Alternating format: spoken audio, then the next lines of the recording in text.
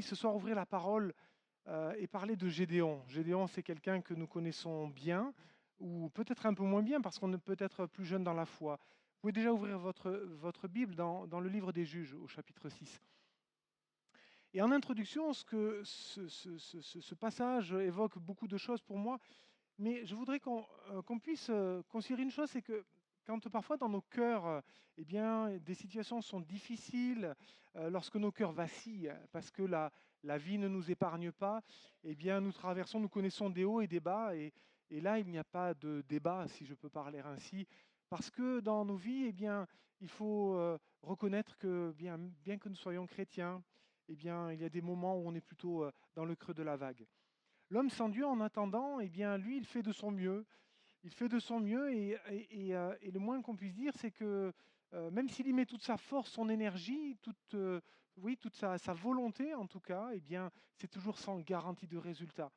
Et il lutte tant bien que mal, je dirais bien parce qu'il y a des fois, bien que l'homme puisse être sans Dieu, puisse s'être éloigné de Dieu, eh bien, il va quand même prendre de bonnes décisions. Il faut reconnaître cela. Il y a des fois, eh bien, des gens, ils ont pris des bonnes décisions pour leur vie, pour les choses qui dépendaient, qui dépendaient d'eux.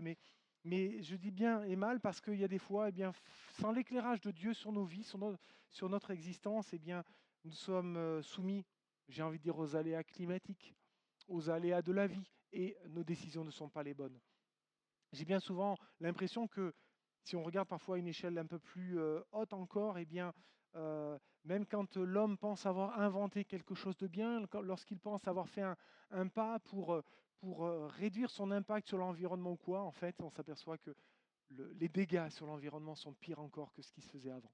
Je ferme cette parenthèse technique, si vous voulez, on pourra en parler, mais c'est vraiment pas du tout le sujet ce soir. En attendant, dans l'histoire d'Israël, dans l'histoire ancienne d'Israël, eh bien, on voit qu'il y a une période toute particulière où Israël va connaître ses hauts et ses bas, alors que Dieu pourtant a donné le code pour une vie, j'ai envie de dire une vie pleine, une vie remplie, une vie guidée. Malgré tout, on voit que le peuple d'Israël va laisser de côté un peu eh bien, son Dieu, il va le laisser dans l'oubli, il va même parfois retourner en arrière. Et c'est ce qui se passe dans le livre des Juges. C'est ce qui se passe, puisque on se rend compte qu'effectivement, alors même que Dieu va apporter une délivrance pour le peuple d'Israël, eh bien, dès que le juge eh bien, décédera ou quoi, eh bien, le peuple, sans cette confiance en Dieu, sans cet attachement à Dieu, eh bien, retournera dans ses travers, retournera en arrière, refera des pactes avec ses anciens dieux, si vous me le permettez. Alors, je vous invite à lire ces quelques versets dans Juges chapitre 6. Et je vous invite à lire les 16 premiers versets, si vous le voulez bien.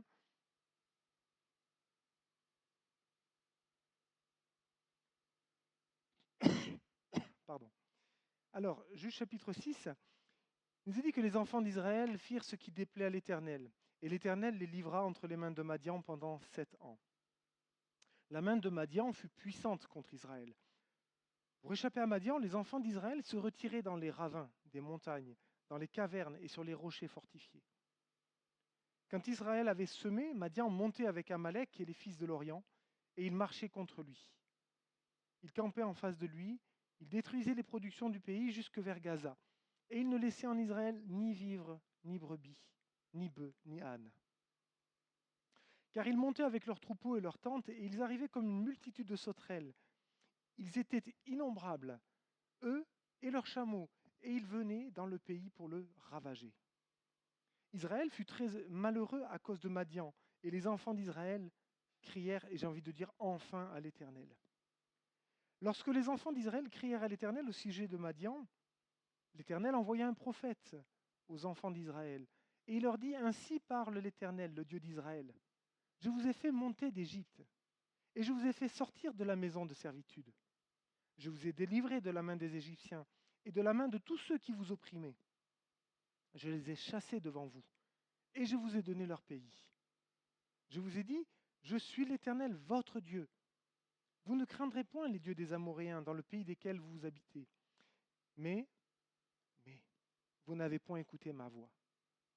Puis vint l'ange de l'Éternel, Et il s'assit sous le térébinthe d'Ophra, qui appartenait à Joas de la famille d'Abiézer. Gédéon, son fils, battait du froment au pressoir pour le mettre à l'abri de Madian. L'ange de l'Éternel lui apparut et lui dit, l'Éternel est avec toi, vaillant héros. Gédéon lui dit, ah mon Seigneur, si l'Éternel est avec nous, pourquoi toutes ces choses nous sont-elles arrivées? Et où sont tous ces prodiges que nos pères nous racontent, quand ils disent, l'Éternel ne nous a-t-il pas fait monter hors d'Égypte? Maintenant, l'Éternel nous abandonne, et il nous livre entre les mains de Madian. L'Éternel se retourna vers lui et il dit, va avec cette force que tu as, et délivre Israël de la main de Madian. N'est-ce pas moi qui t'envoie? Gédéon lui dit, ah mon Seigneur, avec quoi délivrerai-je Israël? Voici ma famille est la plus pauvre en Manassé, et je suis le plus petit dans la maison de mon père. L'Éternel lui dit, mais je serai avec toi, et tu battras Madian comme un seul homme. Amen. Amen. Je voudrais qu'on puisse regarder ce texte dans on va dire dans un déroulement chronologique. Et les premiers versets nous parlent d'une vie pillée et d'un ennemi puissant. Et ça nous parle et ça nous renvoie à la nature de l'homme, comme je le disais un peu en introduction, à la nature de l'homme qui est sans Dieu, ou de la nature de l'homme en tout cas quand il a laissé Dieu de côté. Au verset 2, il nous est dit que la main de Madian fut puissante contre Israël. Et au verset 5, on a le contexte, la façon dont les choses se déroulaient. Ils montaient avec leurs troupeaux et leurs tentes. Ils arrivaient comme une multitude de sauterelles. Et on imagine cette multitude de sauterelles, ce que ça représente pour eux qui ont connu ne serait-ce que les récits de ce temps où il a fallu que Dieu délivre son peuple alors qu'il y avait cette servitude qui était sur eux quand ils étaient en Égypte, et de quelle manière Dieu, dans les prodiges qu'il amènera sur le sol égyptien, eh bien, envoya aussi cette sauterelle qui avait ravagé le pays. Donc quand il nous dit ces mots-là, on sait ce que cela veut dire. Une multitude de sauterelles, et ils venaient aussi avec leurs chameaux, et en fait ils venaient dans le pays pour le ravager. C'était véritablement un fléau, c'était véritablement une oppression. Et ce texte nous montre vraiment à quel point Israël est très malheureux à cause de Madian, de la situation dans laquelle il se trouve présentement. Et j'ai envie de dire que si on fait ce parallèle avec notre vie, eh bien le malheur, il est sur notre vie tant que nous sommes dans cet état-là, dans cet état où eh bien, nos actions nous ont emmenés dans la défaveur de Dieu, dans la défaveur, dans sa désapprobation. Parce qu'on comprend bien que ce qui s'est passé, c'est qu'effectivement, ils se sont éloignés de Dieu. Et j'en fais pas une loi, mais je voudrais vraiment vous dire une chose, c'est que malheureusement, si on veut vivre sans Dieu, on peut le faire. C'est quelque part la liberté que Dieu nous confère.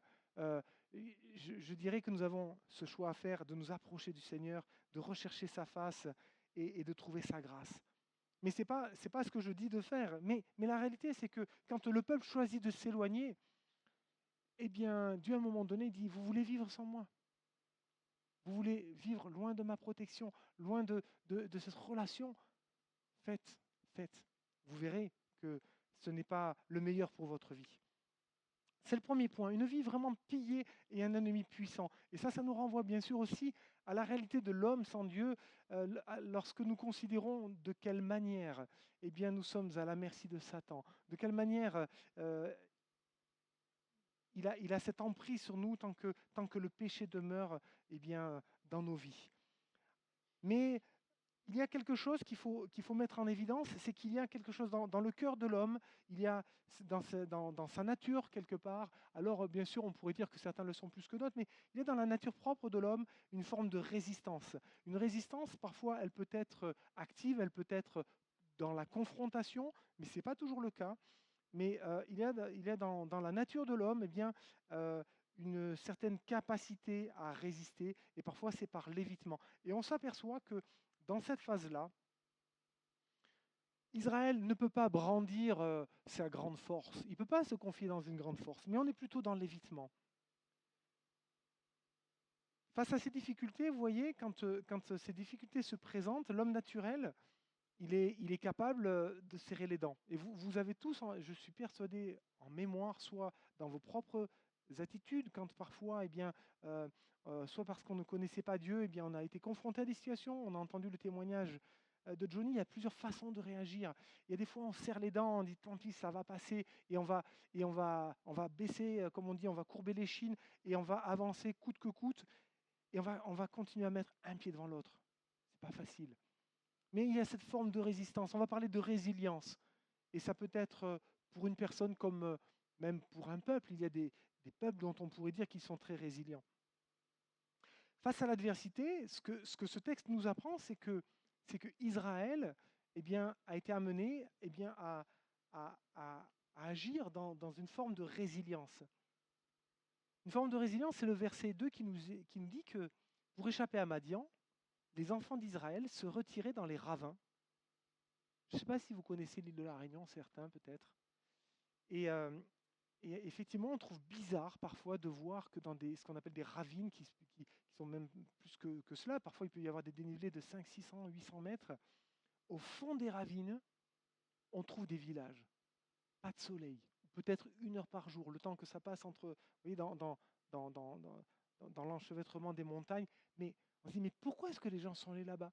Parce qu'on raisonne comme on raisonnerait aujourd'hui. Moi, je veux le soleil, je veux être sur le sommet de la montagne, je veux avoir une vue dégagée, je veux que quand il fait froid, le peu de soleil puisse me réchauffer, etc. Mais la réalité, c'est qu'il est dans une forme de résilience que d'aller se cacher au creux de ces ravines, de ces ravins. Et c'est ce que faisait Israël. Il descendait dans des lieux suffisamment escarpés. Et je me souviens d'une marche qu'on avait fait, j'ai oublié le nom, c'est pas très très grave, mais il fallait marcher, je crois, 1 heure et demie pour arriver au village du bas et 1 heure et demie pour remonter. Parce qu'on commence par la descente. Donc il faut garder un peu d'énergie pour remonter. Et en fait, c'était à l'époque eh bien, les populations qui étaient sous le joug de l'esclavage. Eh bien, quand ces esclaves arrivaient à s'échapper de leur maître, eh bien, ils descendaient dans ces ravines parce qu'ils avaient espoir effectivement qu'on ne vienne pas les chercher dans ces coins-là. Et je crois que c'est ce que fait Israël. Ils descendent dans ces ravines de montagne. Ils montent sur les rochers fortifiés. Ils cherchent des endroits où on ne va pas venir les chercher. Et il y a une forme de résilience dans le cœur de ces hommes.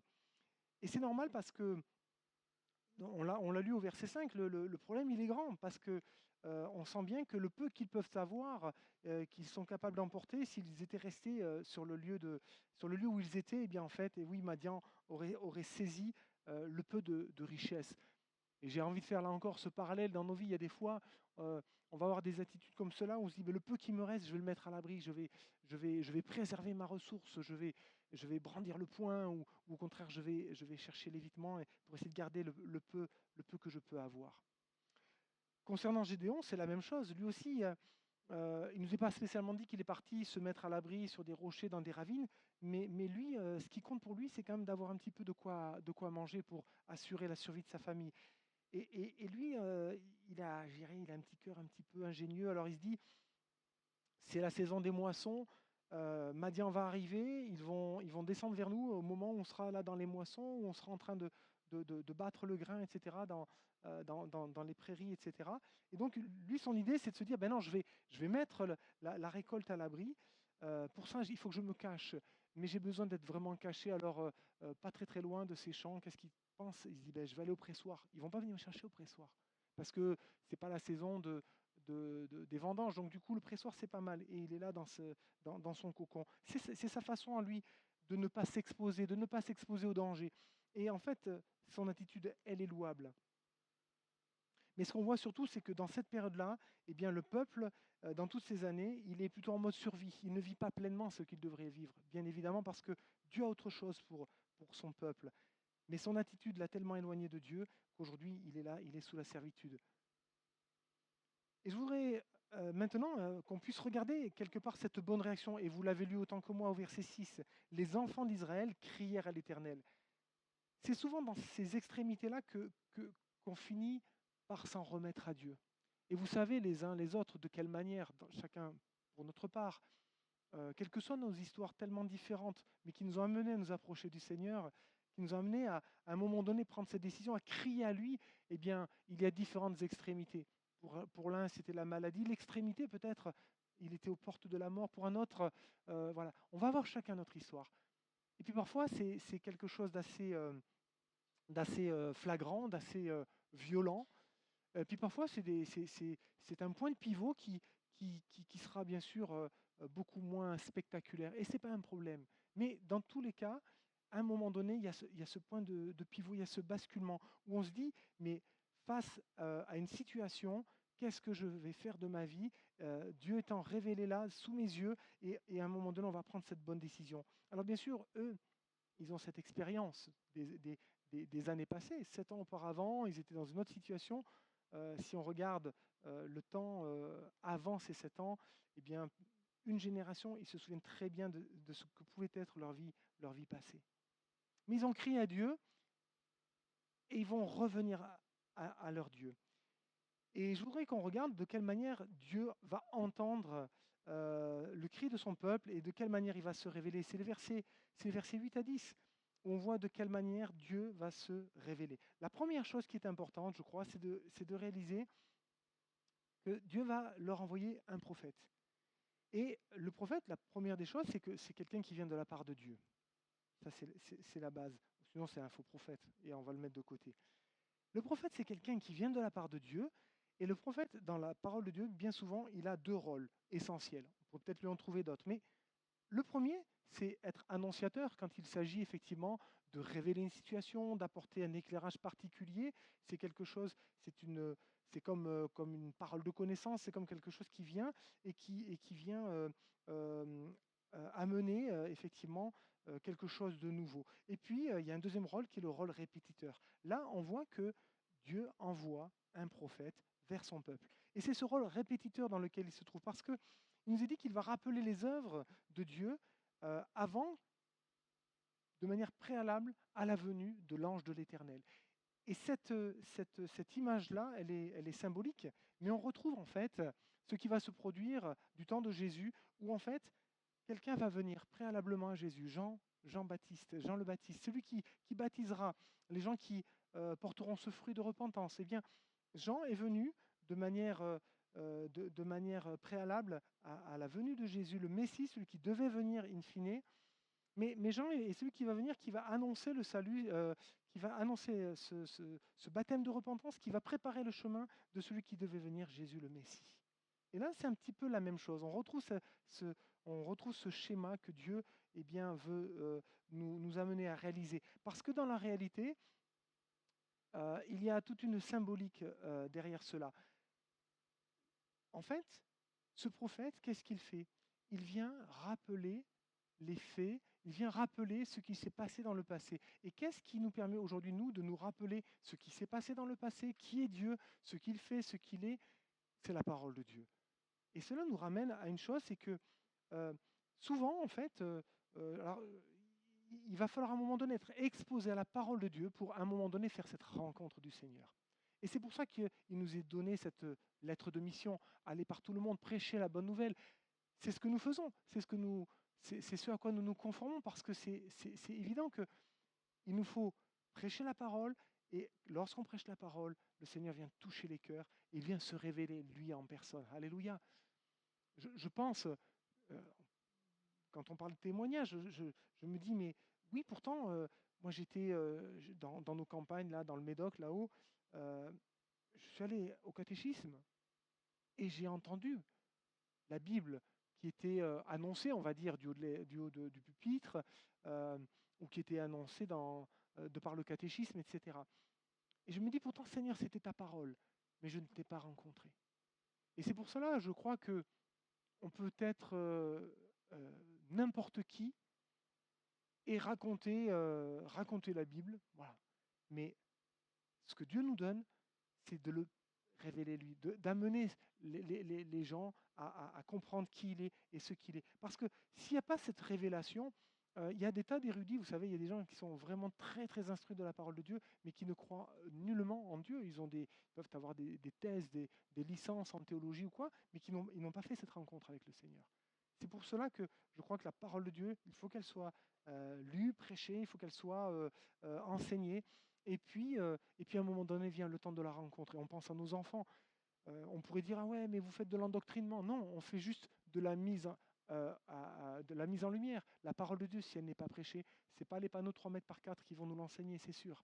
Parce que ça, c'est un autre monde, c'est une autre chose. Donc si nous ne nous enseignons pas, si nous n'amenons pas effectivement la parole, et ce que j'aime beaucoup dans ce passage, c'est ça, c'est que ce prophète, il est là, il est vraiment tout le symbole de la parole de Dieu qu'il nous faut sans cesse et bien effectivement passer dans notre cœur parce qu'elle est celle qui nous vivifie. Et donc, je voudrais qu'on s'arrête ensuite sur eh bien, la réponse graduelle que Dieu amène. Donc, la parole, premièrement, parce que c'est au travers d'elle, effectivement, que les choses vont venir. Mais je voudrais voir de quelle manière est-ce que Dieu répond. D'abord, le premier fait que je voudrais relever, c'est que Dieu ne force pas son peuple. Nous l'avons lu, il a fait n'importe quoi, il ne voulait plus de lui, et donc Dieu, euh, Dieu a laissé quelque part aller son peuple. Tu veux te retirer, tu veux retourner, vas-y, va.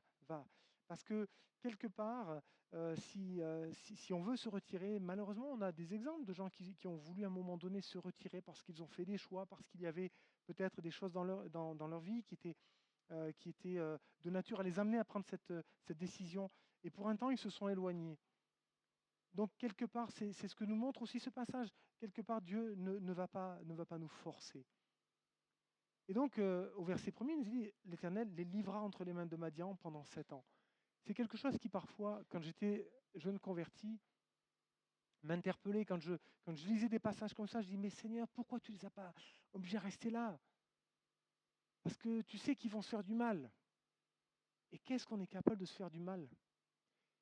Alors, comme je vous disais tout à l'heure, on ne connaît pas Dieu, c'est autre chose. Mais il y a des fois, on est capable d'aller dans des choses qui sont mauvaises. Et puis même limite, on va demander à Dieu, est-ce que j'ai le droit de faire ça? Je crois même qu'il y a des fois, Dieu ne répond même pas. Parce qu'on sait très bien que ce n'est pas bien. Et là, en fait, on voit le peuple qui désire vraiment se retirer. Et ben Dieu va, ok, tu veux plus de ma protection? Et ben à partir de maintenant, tu vas sentir les aléas climatiques qui vont te tomber dessus. Et pendant 7 ans, bon, ça c'est parce que quand le texte est écrit, on connaît la durée. Pendant 7 ans, ils vont vivre sous cette oppression. Et je dirais 7 ans avant que ne vienne vraiment ce désir de crier à l'Éternel. Et ça nous parle vraiment de la dureté du cœur de l'homme. Il y a des fois, mais qu'est-ce qu'on peut être dur? Dieu ne force pas son peuple. Deuxième point, c'est que Dieu répond toujours. Et ça, c'est quand même le côté positif. Dieu répond toujours. Il ne va pas nous laisser dans cette situation. Il attend simplement qu'on daigne lever les regards vers lui, tendre la main. Parfois, c'est un cri, parfois, c'est juste un geste, mais Dieu est là. Le Seigneur ne se plaît pas dans nos situations, mais Dieu répond toujours. Il va le faire avec ce prophète et derrière avec l'ange de l'Éternel.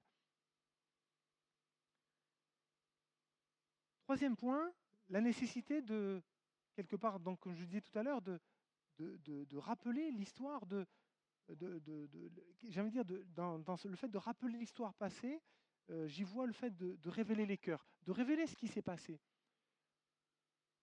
Souvent, il faut qu'on repasse dans notre cœur les grâces, les faits passés, les miracles passés, pour que à nouveau notre cœur soit ému, réagisse, et ce désir de dire merci, de revenir à Dieu. Si on ne rappelle pas les choses, en fait, on se rend compte que, quelque part, j'ai envie de dire, il n'y a pas de magie. Dieu ne se révèle pas par magie. Dieu se révèle en montrant la situation, en révélant la situation du cœur de l'homme. Et la situation du cœur de l'homme, quand on n'est pas à Christ, eh bien, c'est le péché, c'est la réalité du péché. Et quand on s'approche de Dieu, là, ce qui se passe, c'est que Dieu va être amené à un moment donné à révéler la situation du cœur de l'homme. Et face à cette situation, on peut effectivement dire, je m'en fiche de toi, tu m'as montré, ok, je suis pécheur, mais je continue ma vie.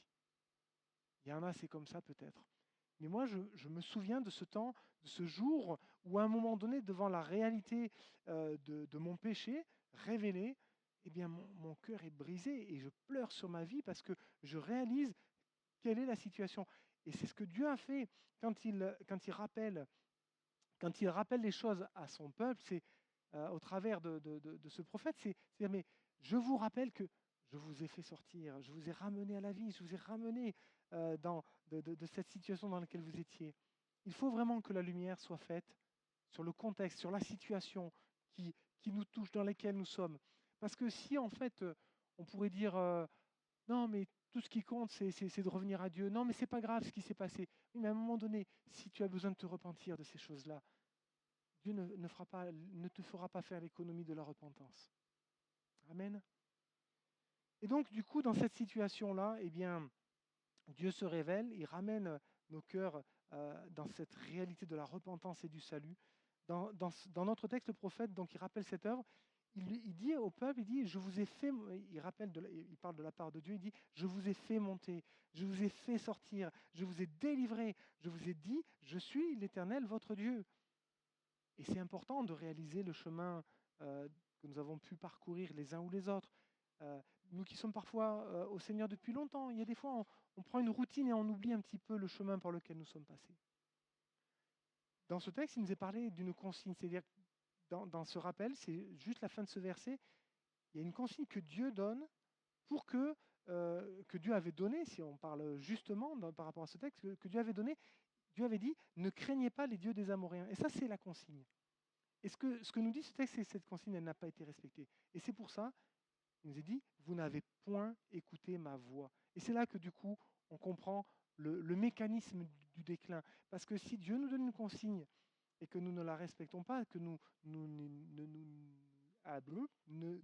nous y tenons pas, voilà, il fallait vraiment décomposer en 4-4 là pour les musiciens, et bien du coup, si on ne s'y tient pas, et bien ce qui se passe, c'est que à un moment donné, on va se mettre sous un joug étranger. On va se mettre dans une situation qui va nous amener effectivement à être sous un joug comme là de l'esclavage, comme là de la main puissante de Madian sur la vie d'Israël.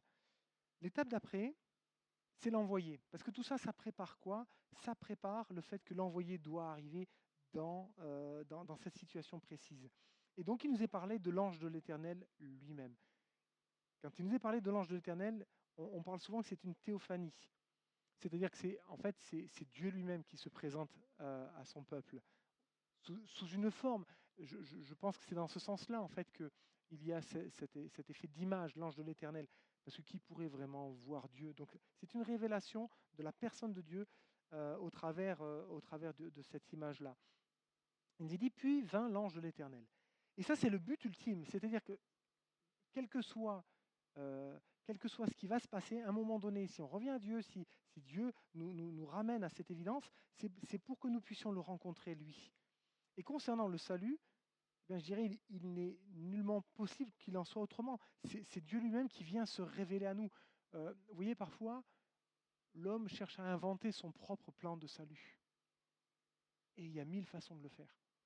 Et dans l'histoire de l'humanité, quand il a fallu que une église trouve des ressources financières, eh bien, cette église a été à même de, de, de tronquer complètement le message biblique, etc. Et pourtant, s'en révélant, s'annonçant comme étant fondé sur la parole de Dieu, mais loin de là. Et donc, eh bien, on amène le salut qui ne sera pas par Dieu lui-même. C'est pas Dieu qui vient se révéler.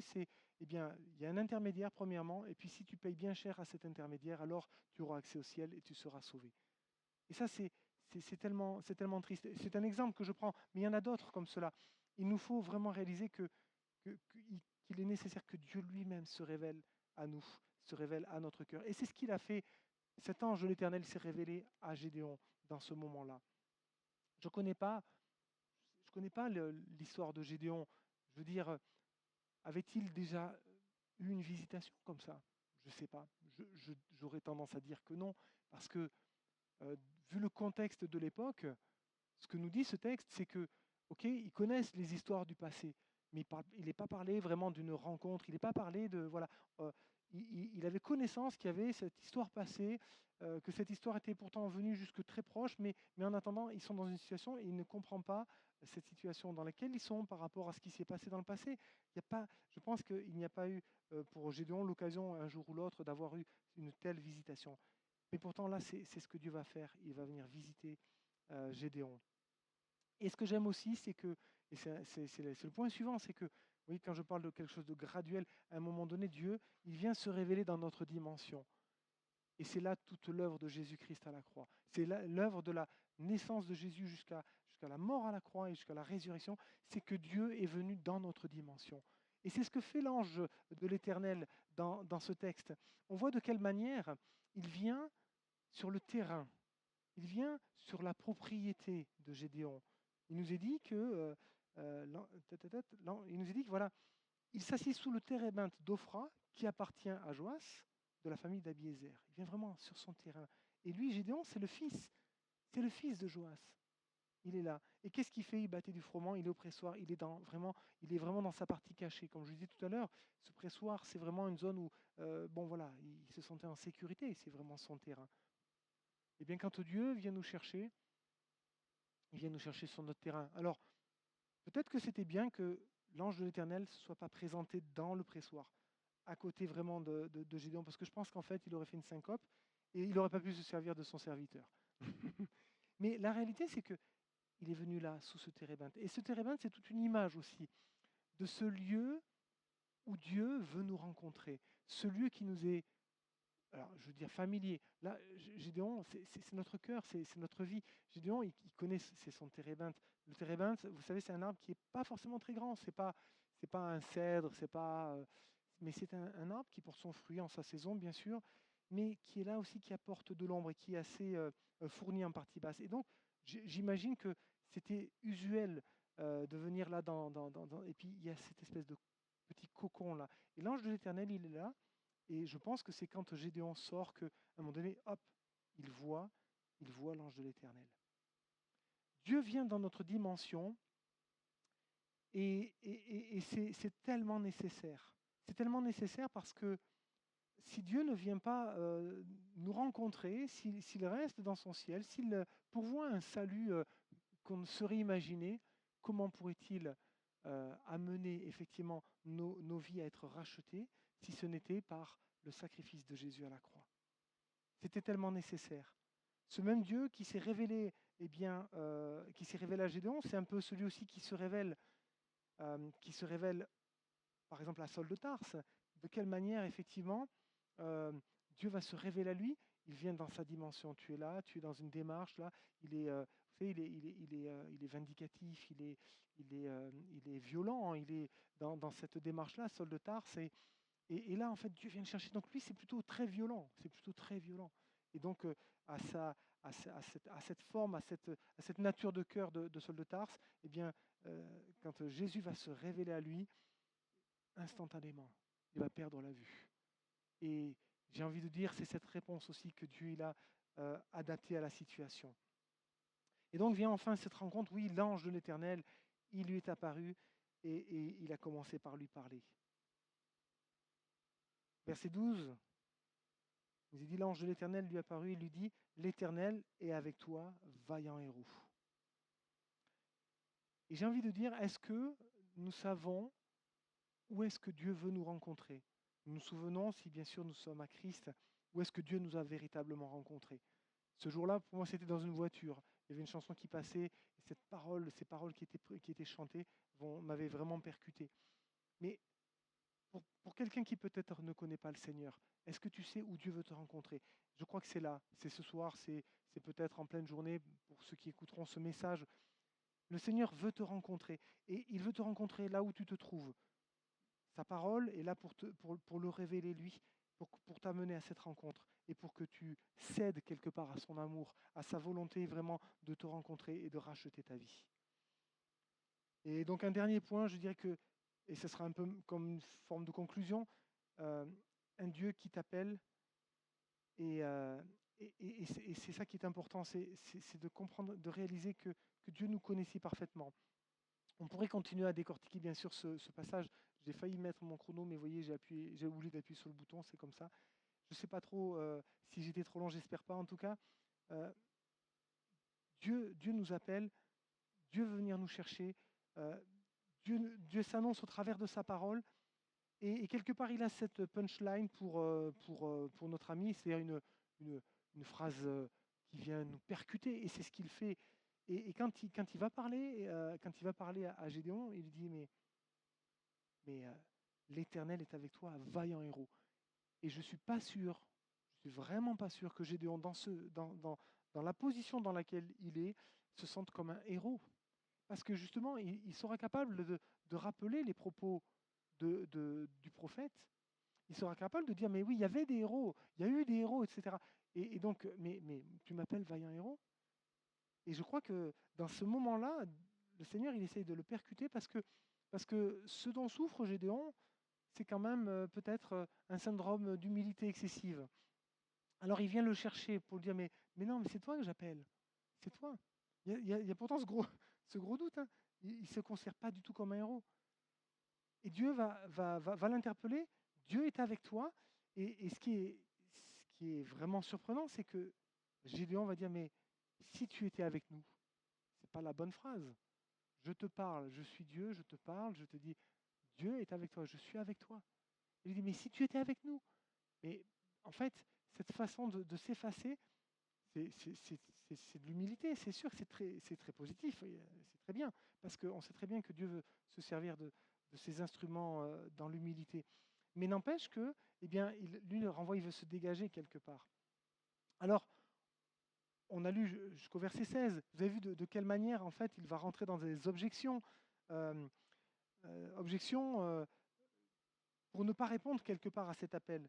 Parce qu'il pense à plein de choses. Il pense qu'il est trop petit, il pense qu'il a trop peu de moyens, parce que sa famille, après tout, c'est la plus petite des tribus, et puis sa famille, c'est la plus petite, et c'est peut-être même pas vrai d'ailleurs, mais qu'importe.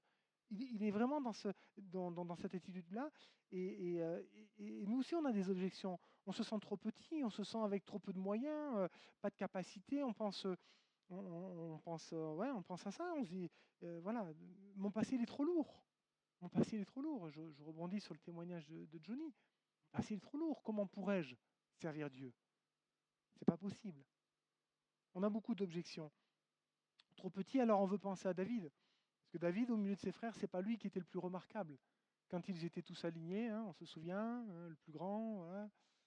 Et puis lui, en fait, on l'a même pas présenté tellement il était petit. C'était d'abord le dernier, et puis de toute façon, il est bien dit que voilà, il n'avait pas la carrure des autres, quoi.